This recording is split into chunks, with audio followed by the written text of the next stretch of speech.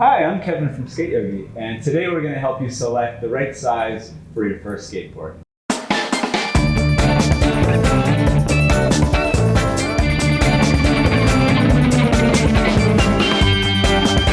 can see our complete skateboard wall. We've got all our complete setup here, and we have them set up by size. The dimension we use when we're talking about a size on a skateboard is the width of the skateboard, and it's measured in inches. So if you hear skaters saying things like 7'5" or 8'3", that number is referring to the inches. On the smallest side of things, we're usually going below 7.5 inches wide. So we have some boards here that are 7.25 inches. These are going to be good for your really little skaters. Like we've got students as young as 2. I would say anything from age 5 and under are going to do really well with a board like this, 7.25 inches wide. When they do get that narrow, they actually make them a little shorter in proportion. So you've got a shorter wheelbase. That's the distance between the wheels. So for the kids that are really short, they don't have to stand with their legs really wide when they're on the board. They can stand like this. And it'll be good for a few years as they grow into it. It'll probably be good until they're 7 or 8, so that'll last them for a while for that age range. But once kids are about 6 years old and up, 6 to maybe 9 or 10, we kind of start to recommend already like a full-size board at its narrowest range. So that would be a 7.5 inch board. So something like this. It's a little wider and also a few inches longer, because once you get to this point, the length is pretty similar. They're going to range between 30 and 32 inches maybe, but it's going to be proportional to the width. So a 7.5 inch board to about a 7.75 inch board is going to be a good starter board for most of your elementary aged students, even maybe into some middle school. Once you get up to maybe teenage to adults, then about now that the range of boards is between 8 and 8.5 inches.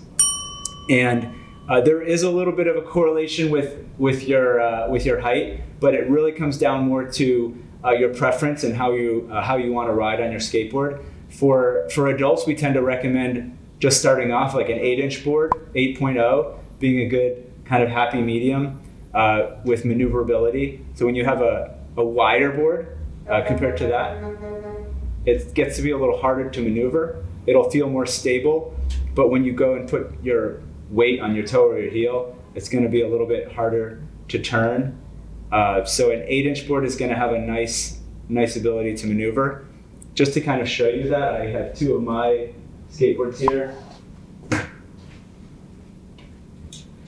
This one right here is an 8 inch board that I ride. You can see the width there.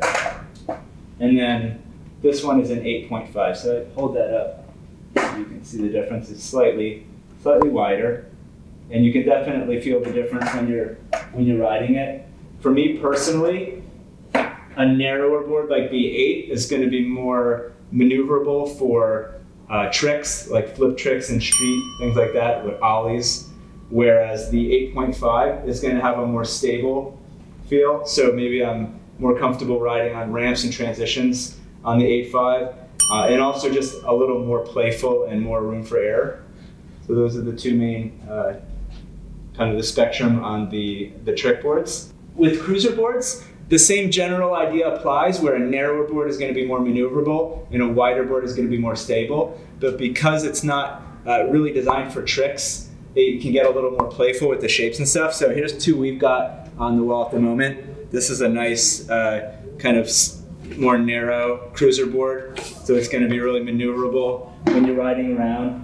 You'll notice that on the back of the board, it tapers down. That's so when your back foot is on the board, you can carve pretty easily. And then on the front, it's a little wider. You still have that comfort of the front foot. This is going to be a really maneuverable board. One that's definitely going to be a lot more stable is this one, which is a really fun kind of old school shape. You can see how much wider that one is just looking down.